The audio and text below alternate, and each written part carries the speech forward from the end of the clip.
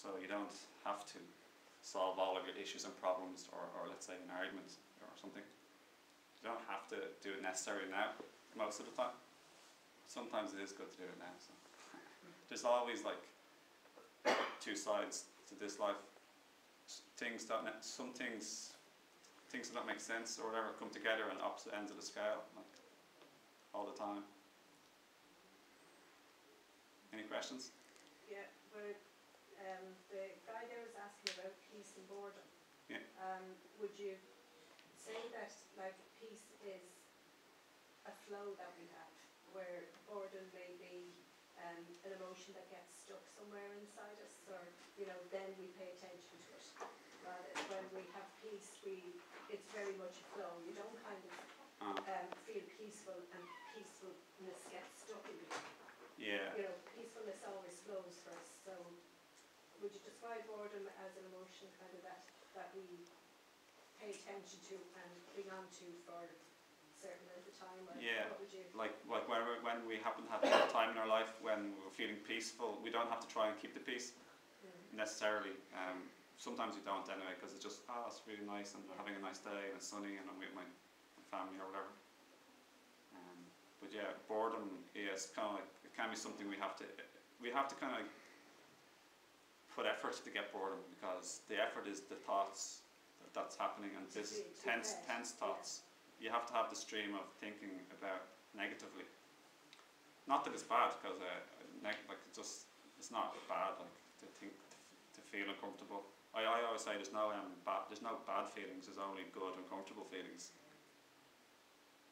And these good uncomfortable feelings that we usually love to run away from and to suppress or deny or distract ourselves from, they're there as a good wake-up call to like what's happening in us, like in the present moment, what's happening in my head, inside of me.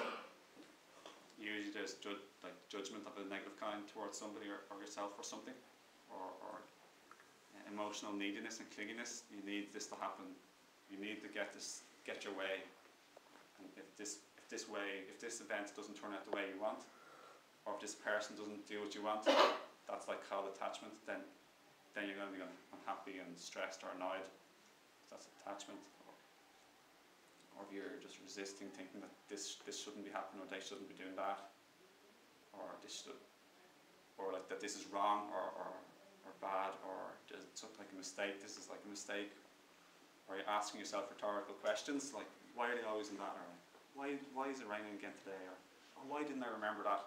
So that type of like rhetorical question, which doesn't really have an answer. It's like has a negative tinge to it and intention. Yeah, that's like the way the boredom is. It's just the thoughts are directed towards there's nothing good happening, or like why isn't my life more interesting? Or I used to have loads of friends and now I'm all alone and have nothing to do, etc. So all it is effort, and it's an effort that causes tension. Whereas just simply becoming more focused and present in the present moment, and especially become aware of not just the stuff in the present moment. Like they say, listen to one noise is a nice meditation. Listen to a noise like them upstairs. That can be relaxing actually if we're not judging or complaining about them. It's just your awareness is simply on one thing, so it's not. You feel peaceful not because you're listening to one thing, but because you're not thinking about a million things, especially the worries and stressful thoughts. That's why you might feel relaxing just listening to one thing, like the breeze or the noise, like people talking upstairs. But the most important thing, it's really good to become aware of not just a noise or a sound, but the silence as well in the present moment, because becoming aware of silence is more connected to becoming aware of the background stillness that you are. Because only when you are still inside can you become aware and notice the silence. So just the same way there's a stillness within you that's always there, even when you don't feel it, it's always there, all of your life. It's what the spiritual teachers trying to tell you. They're trying to remind you of this. It's only blocked by thoughts. Just like the stillness is always there around the content of this moment, So too is silence always there around the sound of this moment. So it is nice to become aware of sound or two. It helps you become centered in the now.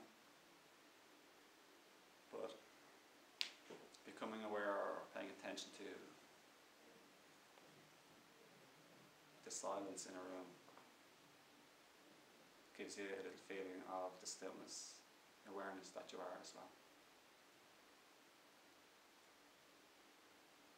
So, as well as sounds and silence, very, very important thing to become aware of. And know that you're aware, so you're aware that you're aware, you know what I mean?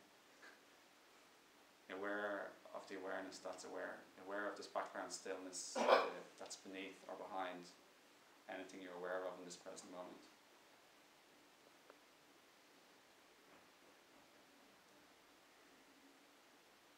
It's really important to become aware also of the thoughts and emotions that are just simply content again of this moment.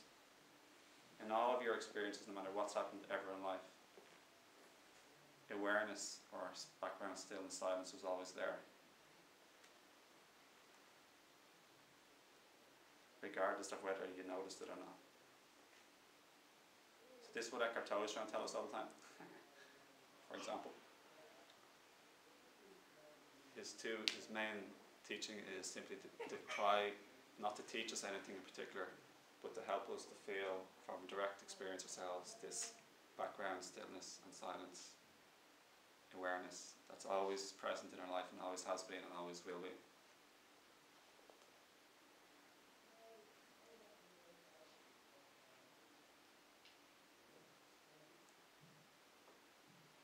And he also teaches some content. He gives us some information. This experience is a feeling, it's an experience for ourselves that we realize and experience.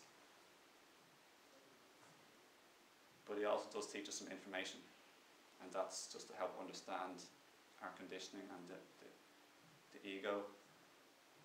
I don't think the ego is a thing, it's simply a descriptive word to describe our own emotional and mental conditioning,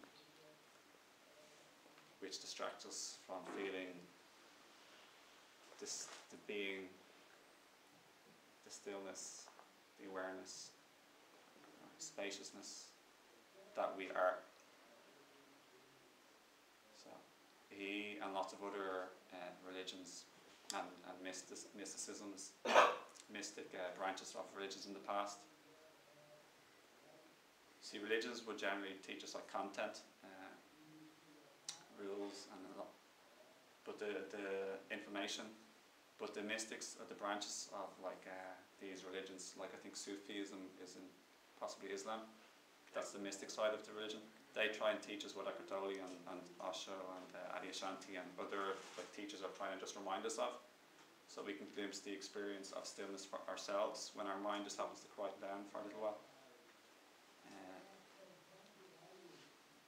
They want to just like give us the experience rather than to teach us anything. But some do teach us what we're not, so we can help understand, so we can overcome that. So the ego is a teaching of information, so we'll understand what we are not. It's the idea, all the thoughts about who we are. It's like concepts and ideas. Yeah. But like for example, Buddhism.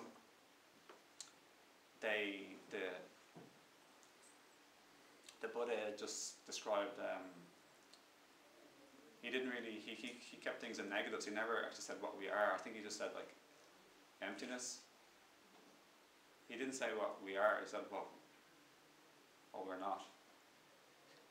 So he couldn't like give the mind like a bone to chew on and wrestle over and to think about.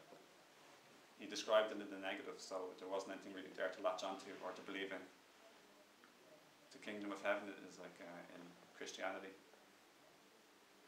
Some people believe with that, but they might not never glimpse the experience of like realization or just like the background stillness in the moment, the peace, the passes, understanding. Because even in like a chaotic situation, you can like feel this peacefulness in the background. So actually another really good thing is when you're listening to words, which is content and information, can also become aware of the gaps of silence in between words. So it's just simple attention on it. You don't have to be describing, oh no, there's silence. Just be aware of the silence. Yeah.